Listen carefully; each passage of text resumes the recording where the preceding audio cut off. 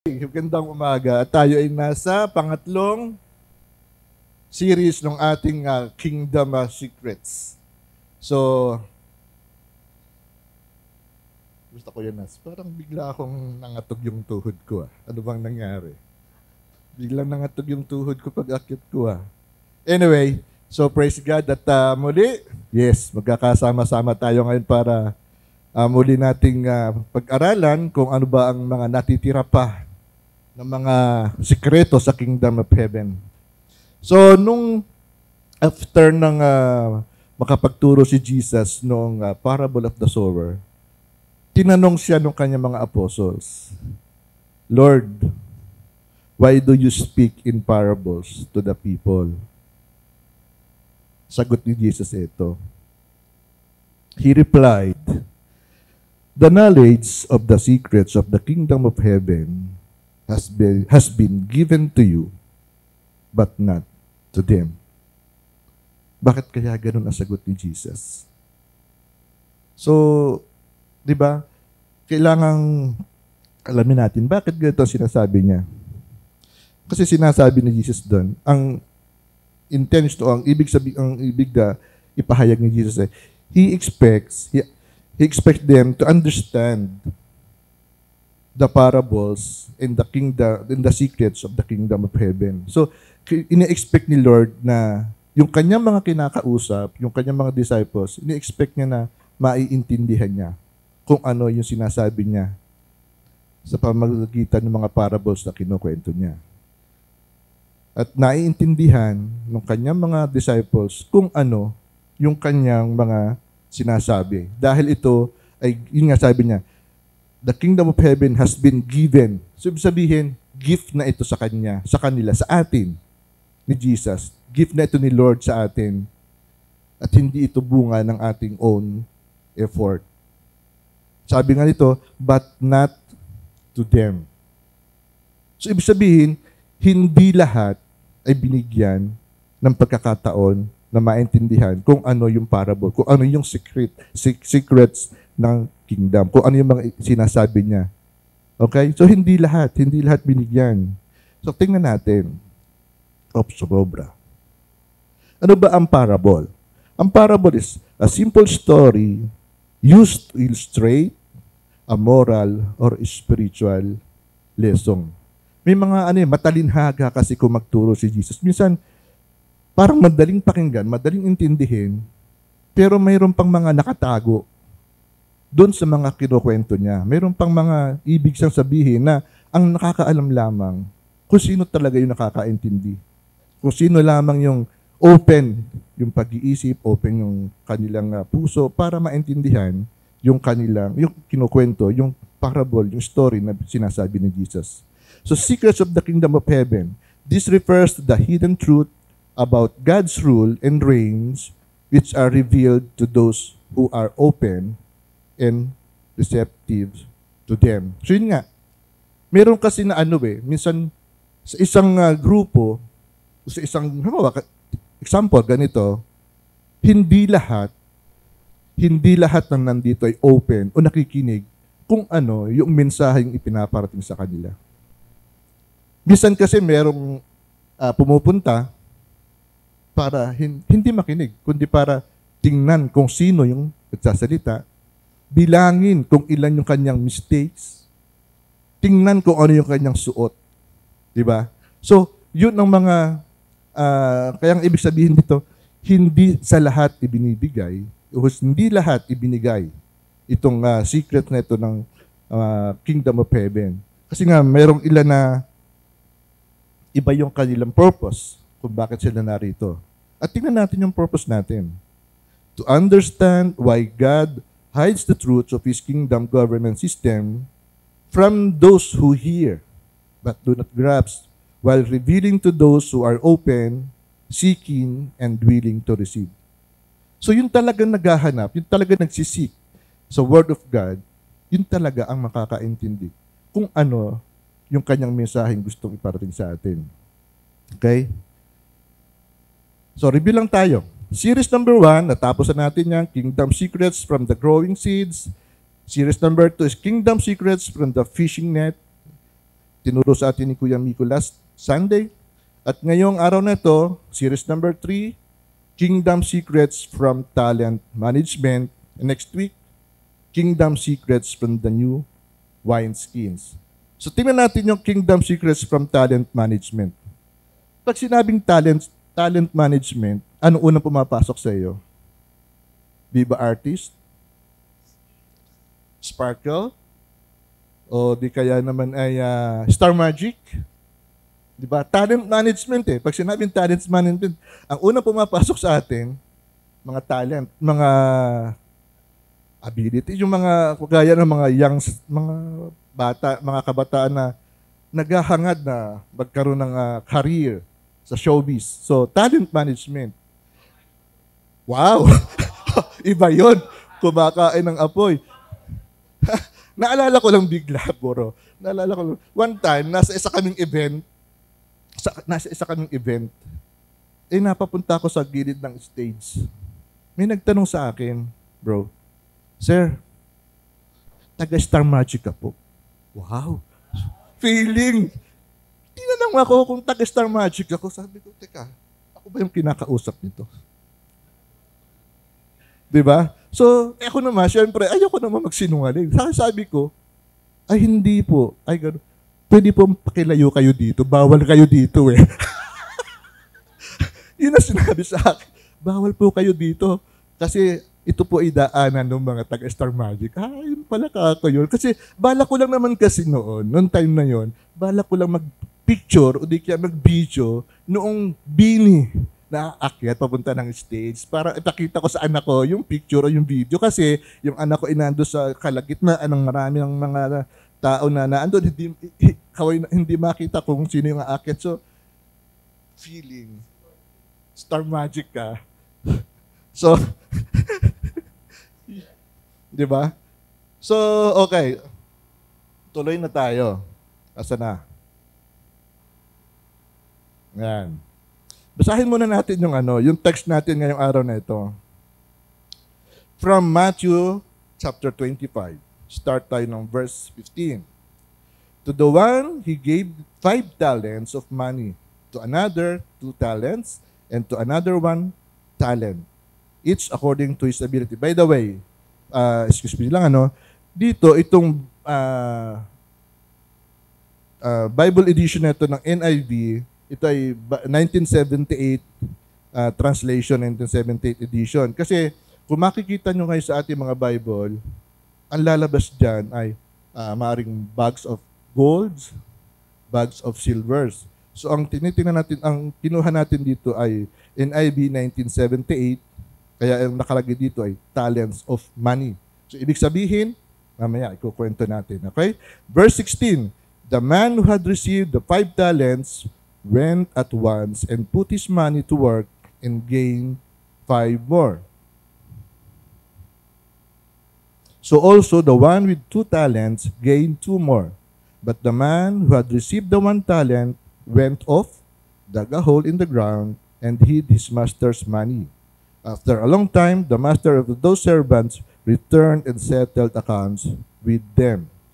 The man who had received the 5 talents brought the other 5. Masters, he said, you have entrusted me with 5 talents. See, I have gained 5 more. His master replied, well done, good and faithful servant. You have been faithful with few things. I will put you in charge of many things. Come and share your master's happiness. Verse 22, the man with the 2 talents also came. Master, he said, you entrusted me with 2 talents. See, I have gained 2 more. Verse 23, his master replied, well done, good and faithful servant. You have been faithful with a few things. I will put you in charge of many things. Come and share your master's happiness. The man who had received the 1 talent came. Master, he said, I know that you are a hard man, harvesting where you have not sown and gathering where you have not scattered seed. So was afraid and went out and hid your talents in the ground. See, here is what belongs to you. Verse 26, his master replied, you wicked lazy servant. So you knew that I harvest where I have not sown, and gather where I have not scattered seed. Well then, you should have put my money on deposit with the bankers, so that when I return, I would have received it back with interest. Take the talent from him, and give it to the one who has the 10 talents. For everyone who has will be given more, and he will have an abundance. Whoever does not have, even what he has, will be taken away. So may idea na tayo ngayon kung ano ba yung ating pag-uusapan ngayon. It's all about finances, money. Hindi ito basta talent management lang na marunong tayong kumanta, marunong mag-gitara. So again, it will be from Matthew 25:14. Again, it will be like a man going on a journey who called his servants and entrusted his property to them. So tingnan natin, isa-isahin lang natin. No? Ang man or master in the King James Version is Jesus Christ. Siya yung God na nagbigay kung anong meron lahat tayo. And then, yung servants represent believers and their varying levels of faithfulness.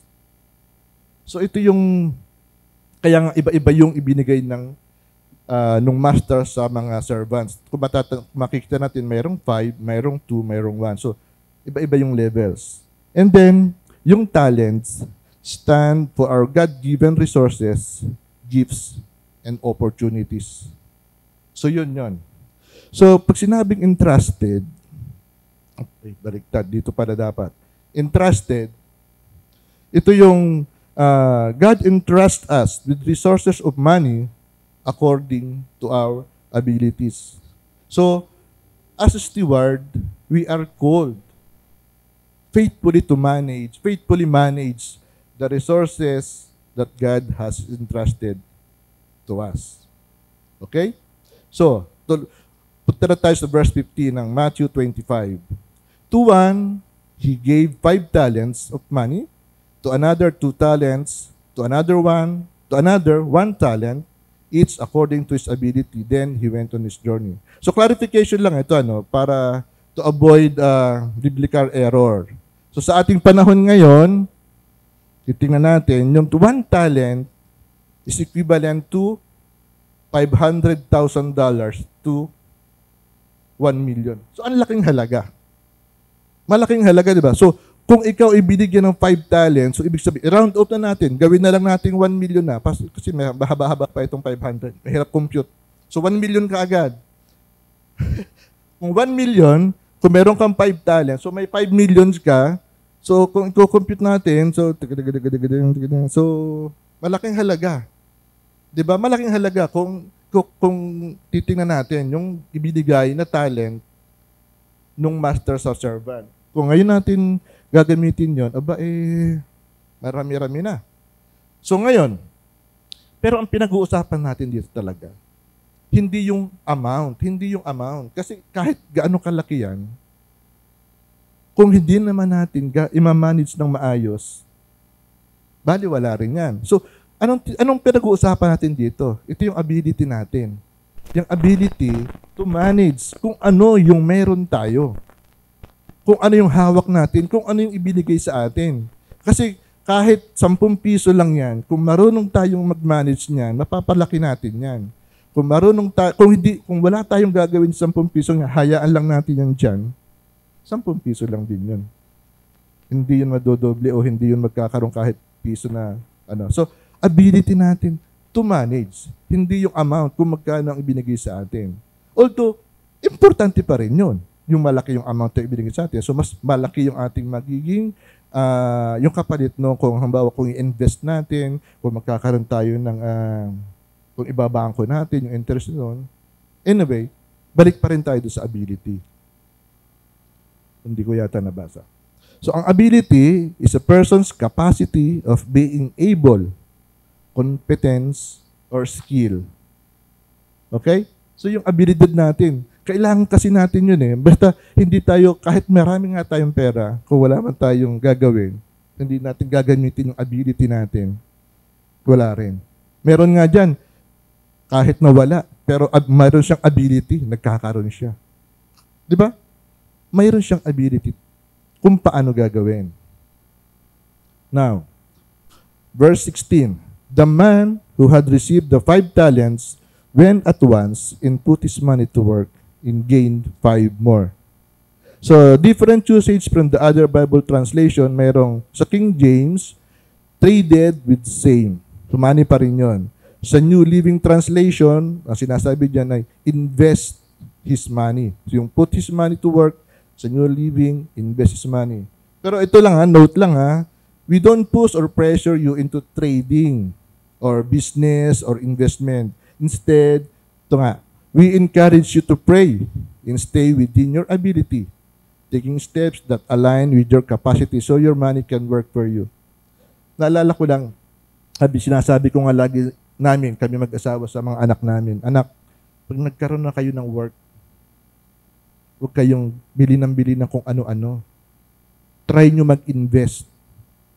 Yung bibili kayo ng bagay na mag-appreciate balang araw, magkakaroon kayo ng income, yung money nyo mag-work for you. Kasi natatandaan ko, nung kalakasan ko kasi, nung ako may trabaho pa, wala nag-a-advise sa akin eh. Wala nagsasabi sa akin na, o JR, meron kang pera, ganitong gawin mo. Ako noon, pag may pera, sige, kung anong gusto kong gawin. Kung anong gusto ko lang. Wala nag-a-advise sa akin. Kasi nga, nasa ibang bansa ako noon. So, parang sarili ko lang at saka sino yung mga kasama ko. So, ganoon lang. Wala akong investment. Hindi ko iniisip itong ganito na dapat pala mag-invest ako para balang araw, pag medyo mahina na yung tuhod ko, meron akong pambili ng tungkod. So kaya nga sinasabi namin ngayon sa aming mga anak, pag nagkaroon na kayo ng trabaho, kumikita na kayo, mag-invest kayo, try nyo. Masarap pag mayroon nag-advise eh. Yun ang kumbaga, yun ang na-miss ko. Yun ang kulang sa buhay ko, yung mga nag-advise nung bata ako. Kasi puro bata, siyempre kumikita, sige, go, bili, ganyan. So kaya mga anak, sa mga kabataan dito, hingi kayo ng advice sa inyong mga magulang. Maganda yan. Now, tuloy lang natin yung verse 17 to 19. So also, the one with the 2 talents gained 2 more, but the man who had received the 1 talent went off, dug a hole in the ground, and hid his master's money. After a long time, the master of those servants returned and settled accounts with them. Ito lang. Anuhin lang natin.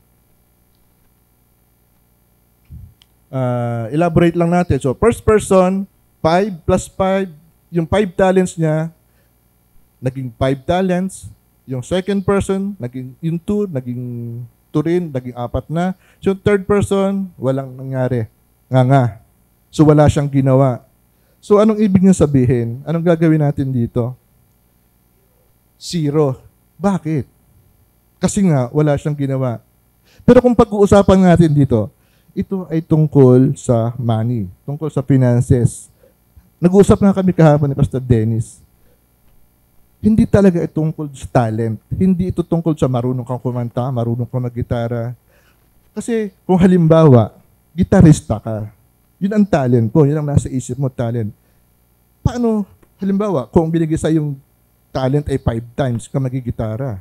So 5 times ka rin aanin ng pagigitara, paano yun?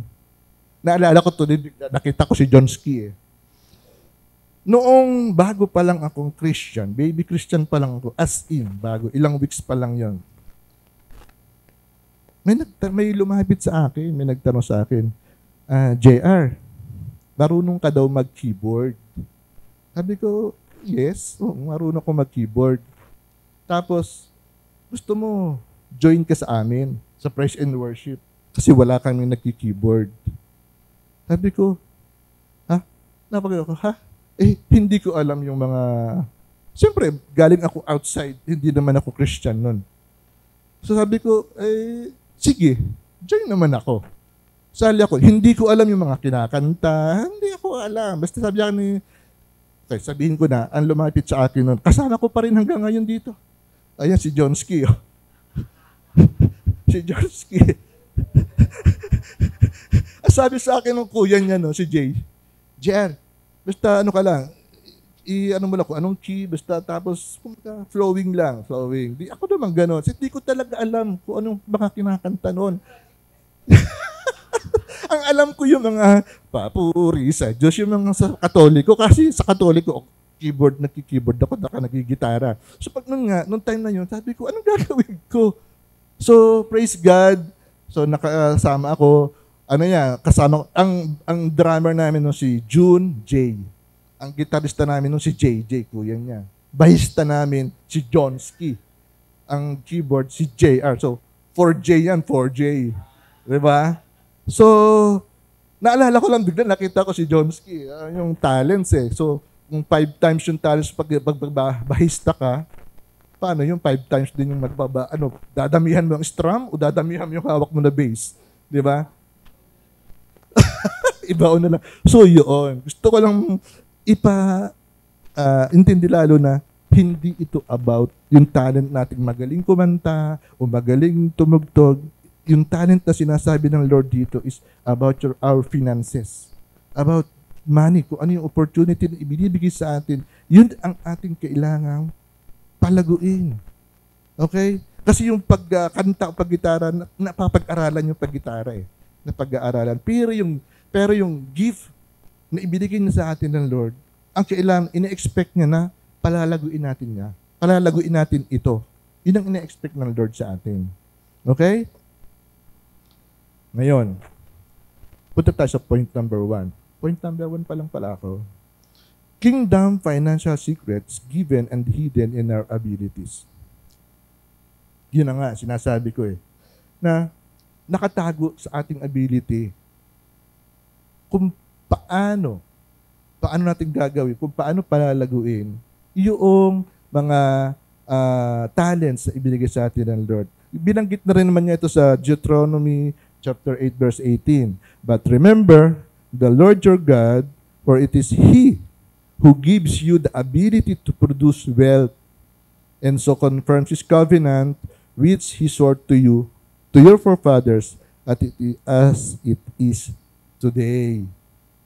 So hindi tayo magpuproduce ng ating mga kayamanan ng ating pangangailangan para lamang magkaroon tayo ng pagkain sa hapagkainan, para lamang meron tayong salary. Hindi yun ang intention ng Lord. Ang gusto niya, binigyan kita anak niyan ng pagkakataon na para maging wealthy ka.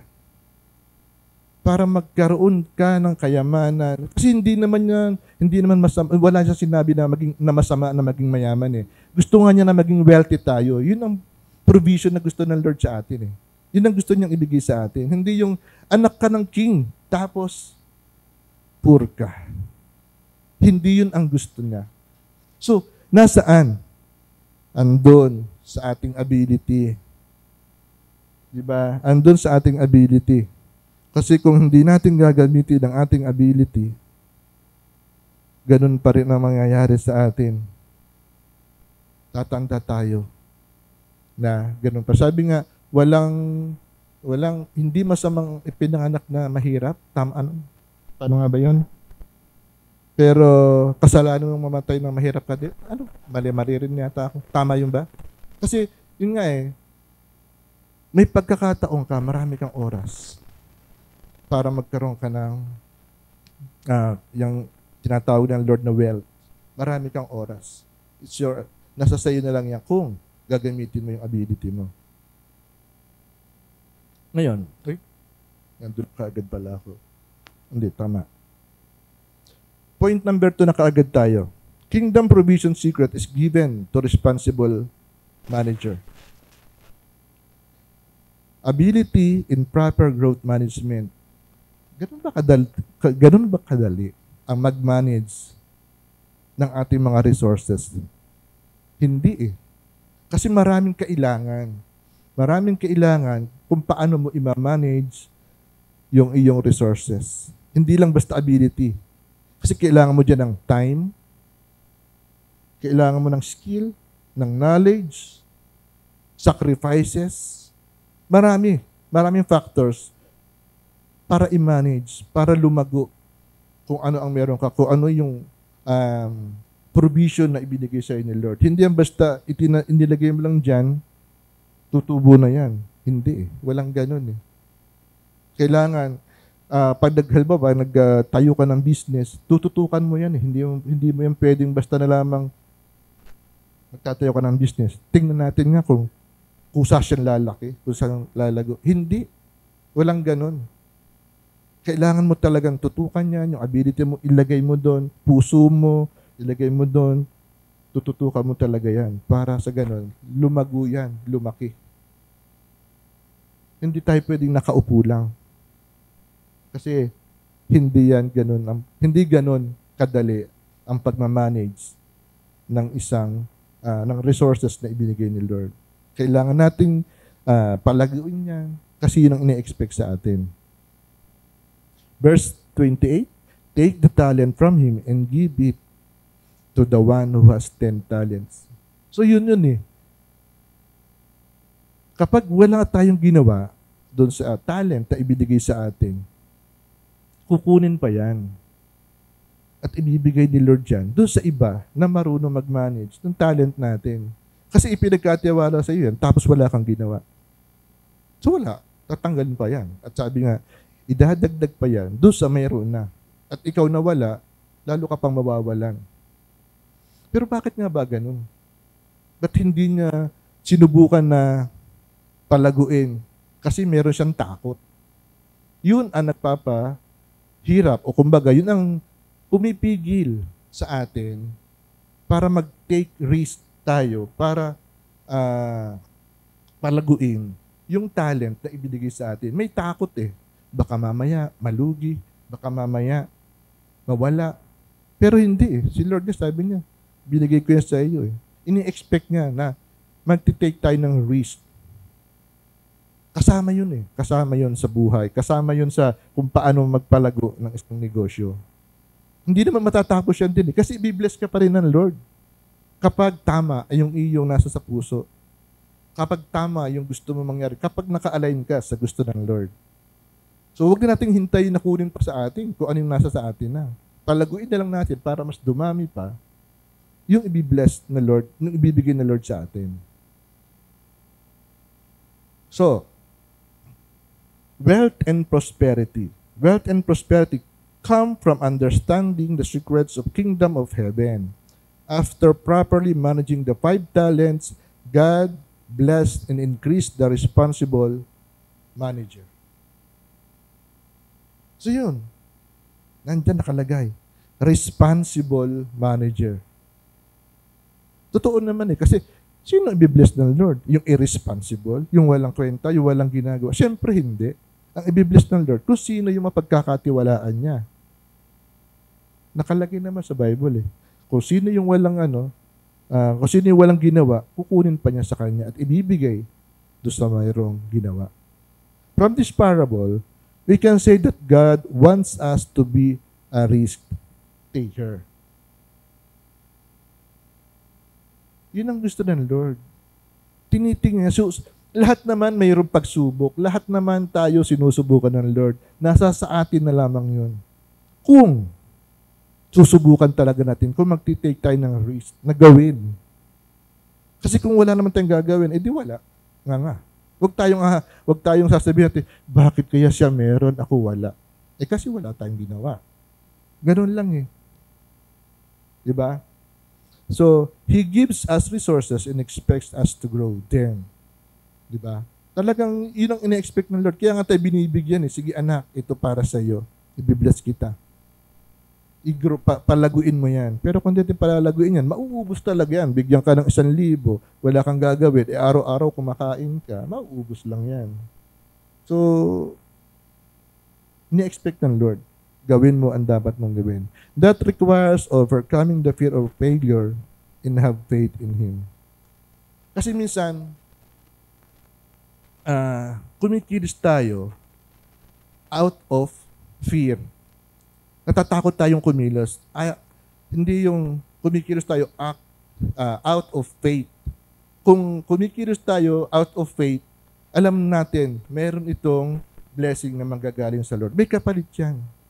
Pero kung kikilos tayo out of fear, wala, naunahan na tayo ng takot eh. Ayaw natin mag-risk.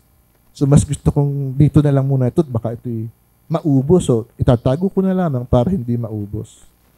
Pero kung mag-act tayo out of faith, teka, ilagay ko muna ito dito para magkaroon ng kahit interest, kahit piso, at least meron. Hindi mauubos. So, ngayon, tingnan natin yung application questions. Kung isa ka sa tatlo na nabigyan ng talents, alin ka doon at sino ang gusto mong maging?